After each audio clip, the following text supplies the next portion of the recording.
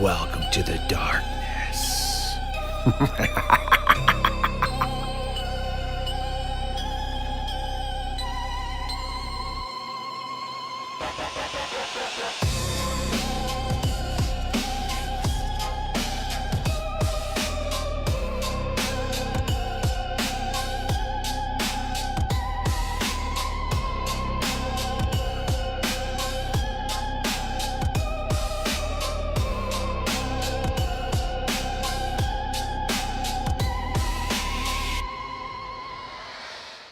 Hello, everybody. This is Colleen with Pocatello Paranormal Research, and I'm here with my friend and teammate, Heather. Hello, everybody. I'm glad to be here. I'm excited to talk about our stuff today. Yeah, we decided to have some fun this summer, and we're doing a bunch of different stuff. It's not all paranormal, but it will be a big dose of the paranormal on this show. So we decided we wanted to look at Reddit and see what people are talking about. It's always kind of fun.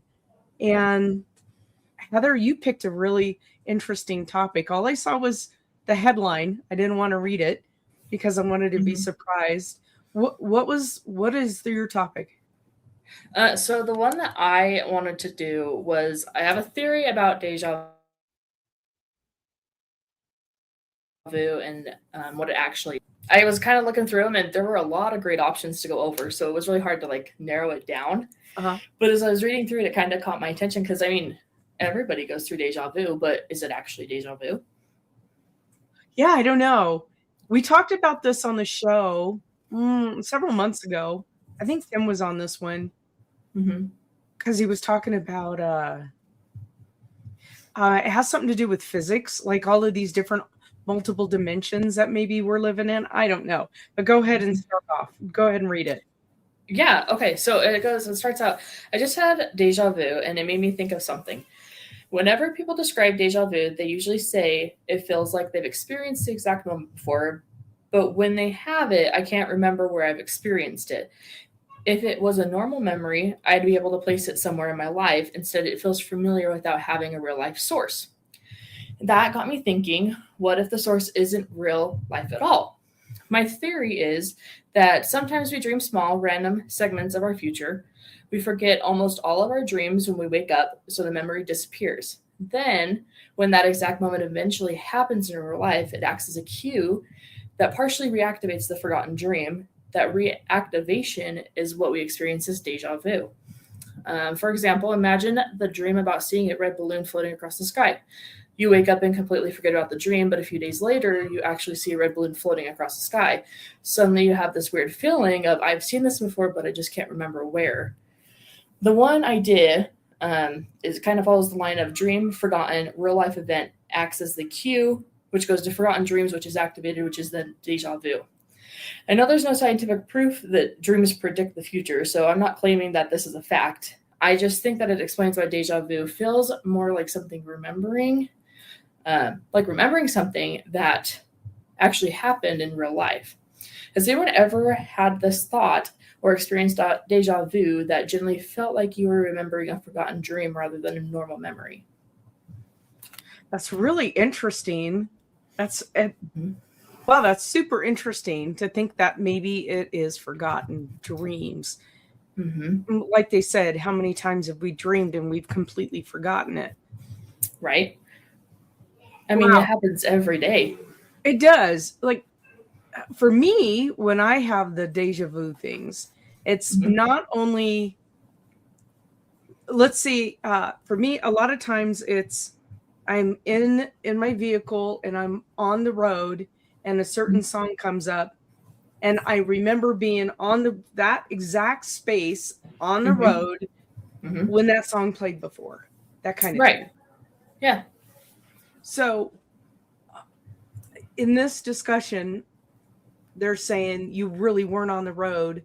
You were dreaming about being on the road with that song. Yeah. So rather than experience it sometime in like a past life or a future life or whatever, obviously we're not in the future, so we wouldn't know that yet. But had a dream about maybe it. We are. That's the whole thing that's true. So weird about all of the dimensions, is that they're saying that maybe maybe we're in our future. Like, Yep. the whole thing is so very confusing to me. It is for me too. Because when I was thinking about it, I also have the same thing. Like I'll be doing some random task and I'm like, I've done this before. Like like a scent or like a sound or like you said, like music of some sort will like trigger the event. And I'll be like, I swear I've been here already. I've already done this. I've experienced it. But it's only for a little segment of time. It's not consistent. It's just this little like blip into whatever it was that I remember. That's so weird. I don't know. What are some of the comments? Let me pull it over again. So some of the comments, if you're going through, one of them says, I love hearing people's opinions on it. I think the main reason I see it is the way deja vu is simply something we've done before. Doesn't feel true to me. For example, I was watching a video I'd never seen before, and suddenly got deja vu. When I think back to that moment, I can't remember anything before. It was just blank. All I remember is a single frame of what I saw when the deja vu had happened, but it feels different from just thinking I've done this before. You get the kind of like the same task every day type of feeling, but yet it's a strange flashback feeling of deja vu. It feels like there's something more going on underneath. And then it goes on to say, like, it's not talking about the scientific evidence behind it and whatnot. And then there's another one that says, yeah, this is how I've experienced it too. And sometimes it does feel like I've dreamt this before, but I know I've dreamt it before. Then there's times I have it where it feels like people, normally describe deja vu, notice anything weird, get like little spurts of times. It happens a couple of weeks, and then a couple of weeks later, and then, it could be a month or a year plus until it happens again. So it's not a consistency. Right. There doesn't seem to be any consistency to it at all. No, but never. I think we all experience multiple events throughout our life. Like I said, a lot of mine are tied to music, but the first time I went to New Orleans and I was walking down through the French Quarter, I knew where everything was. That felt like deja vu, but it felt bigger than that. It felt like I was with a friend and I'm like, well, let's go to over here. I know there's a really good jazz club. And they're like, here before him. No. Right. But somehow I just knew. So maybe that's not deja vu. It was almost like I was remembering having lived there. So That's interesting. That would be a little different. I mean, I've had a moment like that too. Before we moved up to Idaho Falls, I was driving home from school one day. I was at a stoplight, and I remember sitting there and just like walking down a hallway all of a sudden, and there were like black and red lockers next to me. And then all of a sudden, like I came back to where I was like, okay, well, the light's green, so I got to go. And then when we ended up going to do my high school orientation, when I walked down the hallway, it was the exact same thing that I had already seen, but I'd never been there before.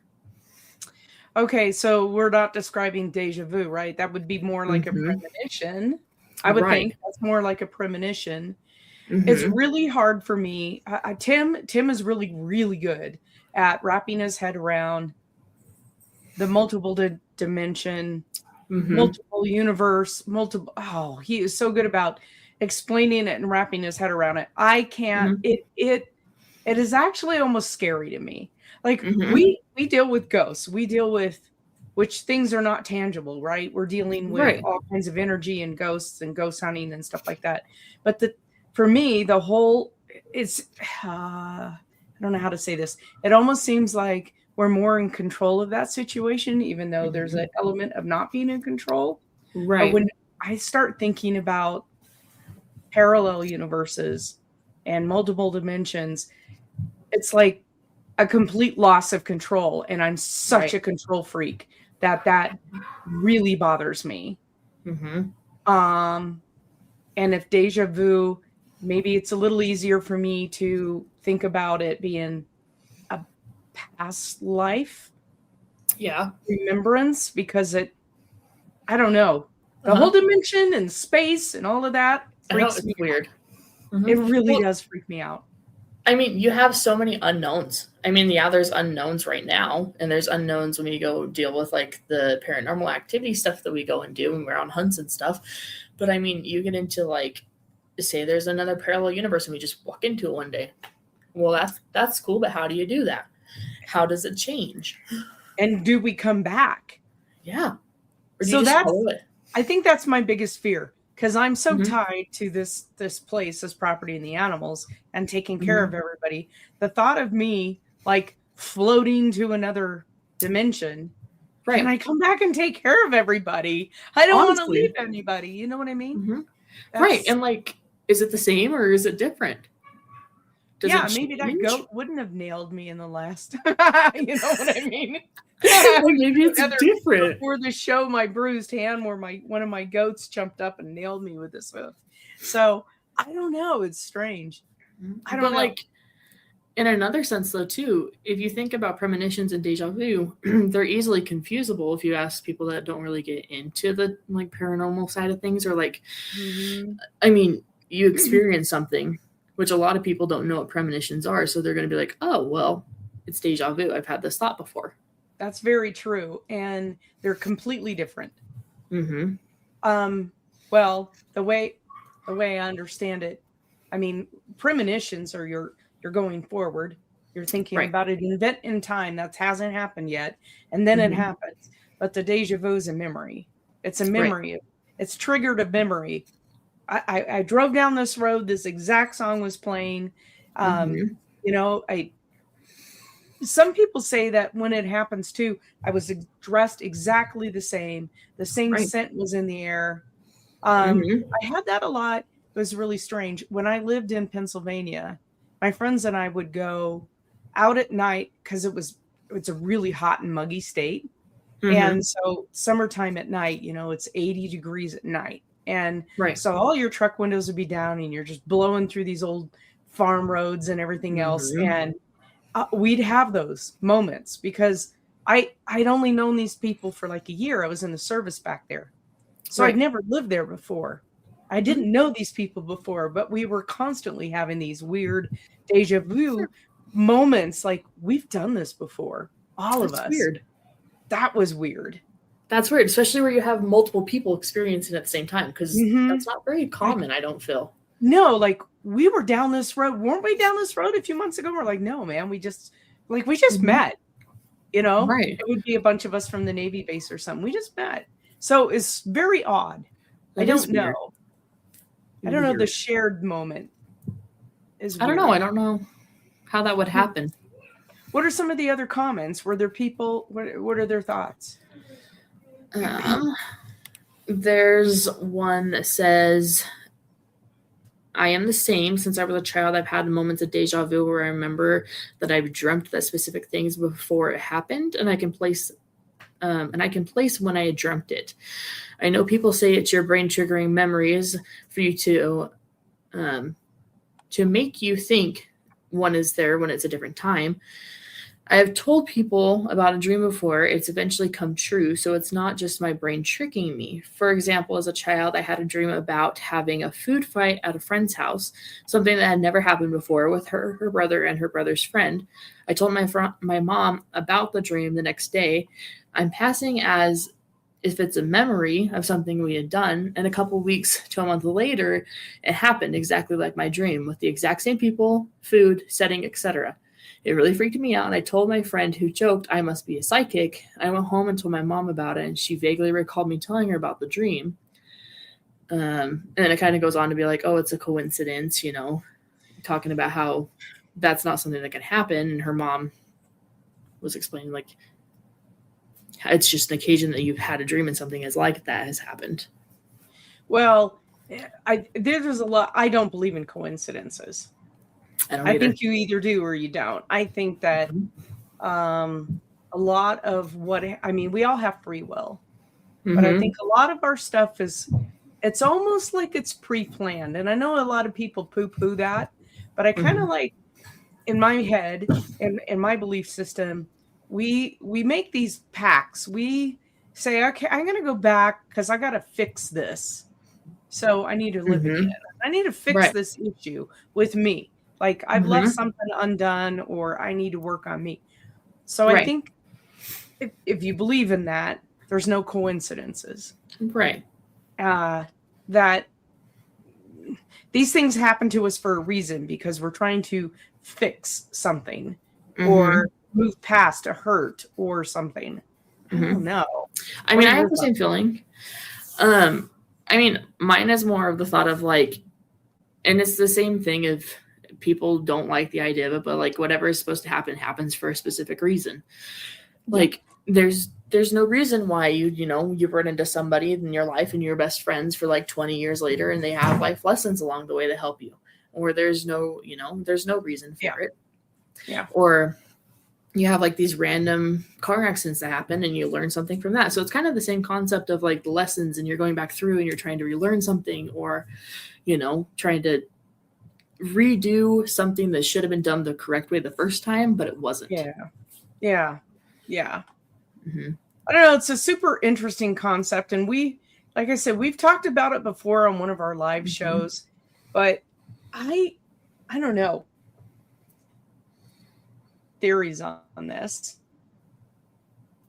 Yeah, I don't know. There's another comment in here that I thought was interesting. Did anybody? Which one? It says that they once read something that it's just the glitch of the brain that makes you perceive the situation as a memory. Yes, and I've read that too. And I actually was reading up on this before our live show last time. That there was a professor who was talking about how our brain can skip, and they can cause us to have their fake memories is basically what they are. And interesting. Yeah, so this professor was trying really hard to explain away these memories. Now, medical science doesn't understand what happens to our brains when we're dying. Right. It doesn't understand. They can't explain to us a lot of this stuff. So they try to come up with the theory that we can all buy. They know scientifically, they know from absolute weight as someone is dying because people have donated themselves to as they're dying. Right. So especially people in hospice to lay on particular beds that have scales in them, and they know for a fact that 2 ounces leaves the body upon death. And some doctors are theorizing, look, that's the spirit. It's the spirit has left the body. Could it be just all of our breath? I don't know. But it's medical science cannot. There's a lot of gaps. There is. Yeah. There's a lot. Yeah. So someone, and I'm wondering, does anybody talk about trying to fill in the gaps, like we're having memory issues, or was that brought up at all? Because I wonder too if there's a component with are people who do this more often than not more prone to Alzheimer's or dementia, or I don't know. I don't know. Let's see if I can find any. Not in the first, section or whatever. Few. It's all about, I've had dreams about this or I've had dreams about that. Some of them are talking about like the capability of how much our brain can hold and like the different like things of information that you can hold in your brain and how everybody's brain processes it differently. Yeah, I don't know. The whole thing, I'm trying to remember what the physics part of it was. Tim brought it up, and I'm trying. Is it quantum physics? Is quantum physics the one that talks about living in multiple dimensions at one time? I think so. Okay. I think so, yeah. I don't know. The whole thing is beyond me. And I should really do some more reading on it. And I actually have a whole on it that I wanted to take, but I start taking it and it freaks me out so bad that I have to stop. I'm like too grounded for this or something. I can't let myself go there. Anyway, good discussion. I mean, I would do the same thing if I were to do it, because I don't, it's the unknown, and nobody likes the unknown. And we deal with it all the time with our cases, Mhm. right? We deal with the unknown Yeah. all the time. But for me, whatever, the paranormal is a whole lot easier to deal with. Well, Because 'cause you're usually right. it's that Uncle Fred. Yeah. And you're right Yeah. there, and you're in the situation. You kind of have like a 50-50 idea of how it's going to go. Either you're going to make contact or you're not. Yeah, And if yeah. you're probably going to go one of two ways or whatever, and you have an idea. So I picked a topic that had to do with the glitch in the matrix, basically. So we were kind of along the parallel lines there because we weren't Yeah. discussing what topics we're going to take. Nope, all So- surprised. Yep. So this person said, I experienced some really weird things in life, but I've never experienced something like this. And I know people can sometimes start kind of daydreaming and lose track of time and then suddenly catch themselves doing it and realize time went by when they were on autopilot, right? I mean, we all do that. Like we daydream but that's not what happened here. I was very focused on where I was and what was going on around me. And so, and I didn't want to give you the title because it's going to give away the whole discussion. So let me keep going. I'm ready. I lived here for almost 11 years and I've traveled the same highway, gone this exact route more times than I can count. Okay. So it wasn't like a GPS glitch or me being somewhere where I didn't know where the roadways were or accidentally getting lost. Bright blue skies, no bad weather, no obscuring signs. So this person is driving down the highway. Mm-hmm. It was still daylight and I was driving to my friend's house. Again, trip he's made over and over and over. From where I was to where my friend lives, the exit numbers go down. So like he has like an exit 6 and he has to go to exit 5. So I had to get off at exit 5, which is on the right side of the highway. Mm-hmm. Exit 5 then separates into 5A and 5B. And he had to get off on 5A. When you have to get off on exit 5, there's 2 lanes of traffic that merge onto the highway from the right. These 2 lanes of merging traffic are where you have to then cross over the merging traffic. Sounds like the old Pocatello Creek. It was a nightmare. They're merging on, everybody's merging off, everybody's hitting each other all the time. Mm-hmm. Okay. So you have to cross over those 2 lanes of merging traffic to get off on 5A to go to the right. Okay. I say all this to point out that there's a lot going on right here on the highway. There's a lot of vehicles. You really have to pay attention to what's going on around you when you need to get off on this exit. Right. What was a 3-lane highway turns into a 5-lane highway at the merge, and then that turns into exit 5. You have to cross over the 2 lanes to go to the right. All right. You absolutely have to be mindful of everything going on.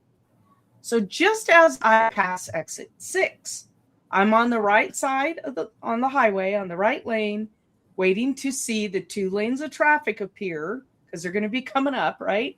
Mm-hmm. So that I could get over to the right. And I'm driving. It's not like he's a passenger and he's not paying attention. And I'm waiting. And it's bright daylight outside. And there's a decent amount of traffic. But absolutely none of it is any kind of road construction or maintenance or utility work or police vehicles in sight. It's just the traffic. Mm-hmm. Here, the law is that if there's any kind of utility or construction work done on any kind of road or there's a cop, I think you would have to move over. There was nothing to indicate there was anything going on with exit 5 that was out of the norm. So exit 5 is coming up. Then all of a sudden I see the sign for exit 4. I'm hearing weird background noise. That was weird. Okay. It's gone. All of a sudden I see the sign for exit 4. I'm utterly baffled. Like, where in the heck did exit 5 go? Mm-hmm. I swear on my life that it was the stretch of traffic from exit 6 to exit 4 suddenly became much longer than it usually is, and exit 5 didn't exist while I was driving. Exit 5 comes up very quickly after exit 6. So I was confused while driving through the stretch because it seemed like it was taking so much longer to see those merging lanes. And And then neither of them appeared, and all of a sudden all I see is the sign for exit 4. I ended up having to get off on exit 4, turning around and going back the other way, and then exit 5 came up. But all this happened 2 days ago, and I can't stop thinking about it. There's absolutely no reason for exit 5 and its 2 lanes of merging traffic on a major highway to just disappear in broad daylight like it never existed. And then another point was an exit on a main highway in my state, the sign for the exit and its 2 lanes of merging traffic just up and disappear in broad daylight. Mm-hmm. He was very awake, paying attention. The whole town was not obliterated off the face of the earth when he turned around and came back from the opposite direction. Just the exit. Huh. That's weird. That's weird.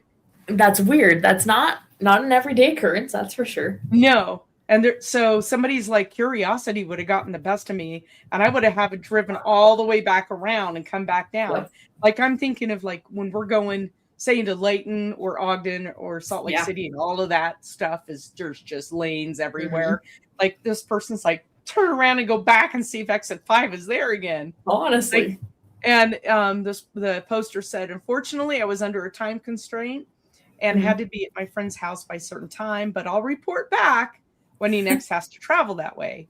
And so people are like, and somebody else is like, it's only been a couple of hours, give him a break.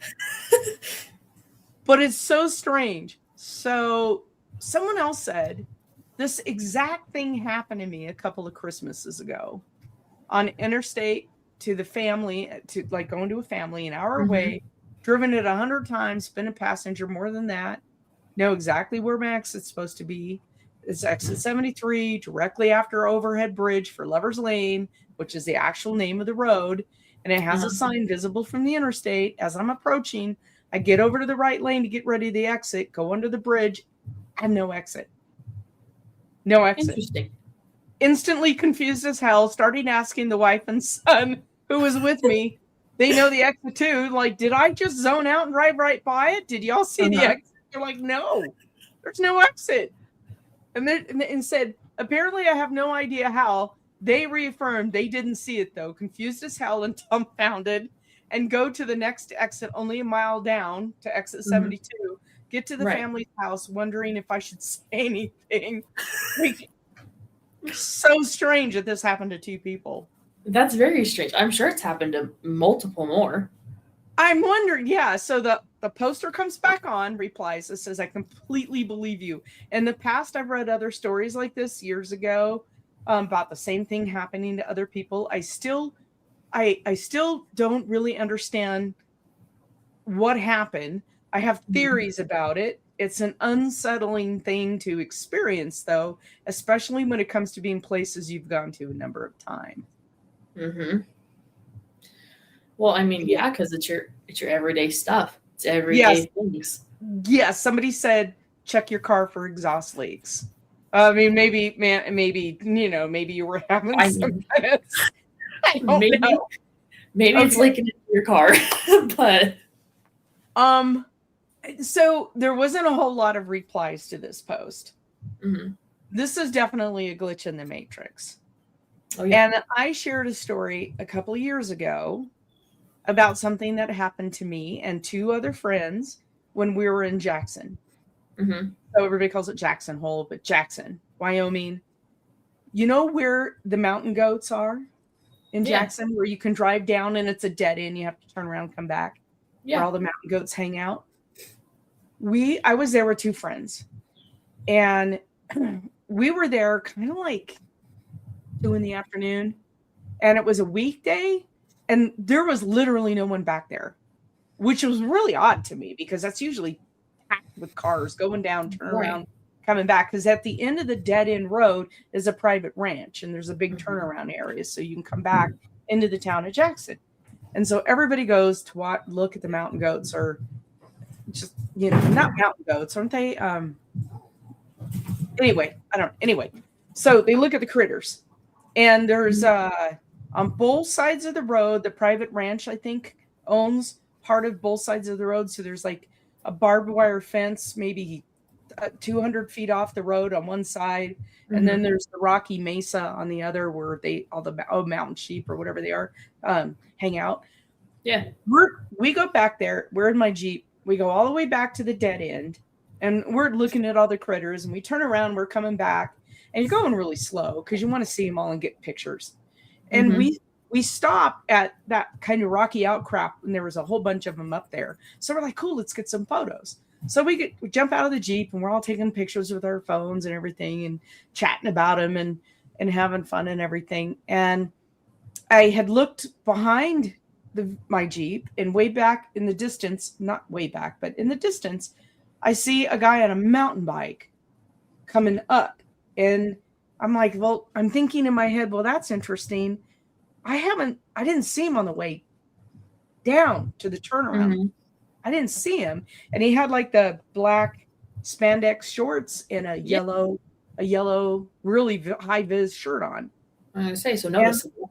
And really noticeable. That shirt's really noticeable. And so I glance at him, and I remember we didn't say anything about him. I mean, it's just a bicyclist, but I'm thinking, why didn't I see him on the way down? So we all get in the Jeep, and I look in the rearview mirror before we're going to take off. And I look in the rearview mirror to see where he is, because I know he was approaching us, and I didn't want to pull out in front of him. So I look in the rearview mirror, and he's gone. And I'm looking, and I know that the girls are looking, they're like, what? And I put it back in park. I put the Jeep back in park. I'm like, what? What? I said, did you guys just see the bicyclist? And they're like, yeah, he was back behind us. And I said, yeah, but we didn't see him on the way. Like, there was no trails. It's not like he came off a trail, because there's private property on both sides. And I'm like, what the? And I said, well, where is he? And they're like, what do you mean? He's right behind us. Because he had, an important point was that he stopped maybe 200 yards behind my Jeep. And he didn't get off his bike, but he put his foot down, and he was taking a drink of water. Okay. So I had seen that. And that's why when we turn around, we get in the Jeep and we go to go, I'm like, where'd he go? And so we got out of the Jeep, and we started looking for him, and he was not there. We all saw him. Just gone. Gone. That's insane. All of us were like, what the hell just happened? Because we didn't see him on the way back. We saw him after the turnaround, and then he vanished again. And there was nowhere for him to go on either side of the road. There was the mesa on one side and the barbed wire on the other. So just, there's nowhere. There's no nowhere. access. We turn around, we go back to the dead end of the road to see, did he turn around? We didn't see it? Yeah. No, he was not there. That is insane. I can't even imagine. We all experienced it, and we were all really unsettled. We went back. We got to I think we were actually staying in Driggs. When we drove back to Driggs where we were staying, and we were just kind of like, what happened to us today? Like, did we disappear, or did he disappear? Or did we all disappear and then reappear somewhere else? Honestly, it could just be the same as like you mentioned earlier. You go into one timeline and another timeline. I don't know. Very unsettling. That is unsettling, because you're going, you're doing your things, and then all of a sudden just different, gone, completely different. That's very unsettling. Yes, it is. So if you have had either a deja vu experience that you want to comment on and leave us a story, we would love to read it. Yeah. And if you ever had a glitch, like as a highway exit ever disappeared, that would be really unsettling. It would be. I can't imagine trying to get somewhere and that's gone. Especially when I can understand it when it's a long trip. Yeah. And you get what they used to call it highway hypnosis. Or you're just on autopilot and you're just driving. Because I've done that, where you're driving through multiple states and all of a sudden you snap to it. And you realize you've gone 50 miles and you haven't paid attention to a thing. I think you really do pay attention, but I think you just kind of check out on a different level. Like you're still driving and you're still making lane changes and stuff. Like but you're just still not conscious of it. Oh, I know. It's weird. It's really weird. So anyway, if anything like that has ever happened to you, please leave a comment and let us know. And we're going to come back to you next week with some more bizarre stories. Yeah, we But are. this was our first one of Reddit. So thanks for watching, everybody. Yes, Heather, thank you. thank you. Yeah, thanks, Colleen.